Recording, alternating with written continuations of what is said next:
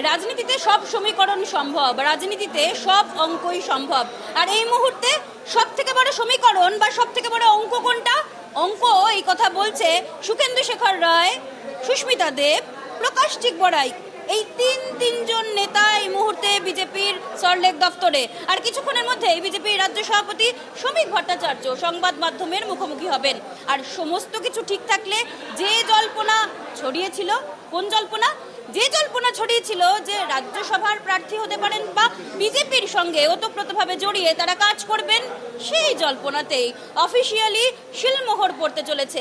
এমনিতেই সুখেন্দু শেখর রায় এবং তার পিতৃদেব সম্পর্কে, বাবা সম্পর্কে একাধিকবার শ্রমিক ভট্টাচার্য এবং বিজেপি নেতৃত্বের মুখে একাধিক কথা শোনা গিয়েছে, কারণ বাংলার ইতিহাসের সঙ্গে তাদের পরিবারের একটা ওতপ্রোত যোগাযোগ রয়েছে। প্রকাশ চিকবড়াই তিনিও সরাসরি নিশিকান্ত দুবের সঙ্গে বৈঠক করেছিলেন দিল্লিতে। আর সুস্মিতা দেব তিনি তো হিমন্ত বিশ্ব শর্মার সঙ্গে বৈঠক করার পর প্রকাশ্যেই বলেছিলেন বিজেপির হয়ে তিনি কাজ করতে চান, আসামের তিনি উন্নয়ন করতে চান। আজকেও রাজ্য দফতরে এসে তিনি বলেছেন শ্রমিক ভট্টাচার্যের সঙ্গে দেখা করতে এসেছেন তিনি।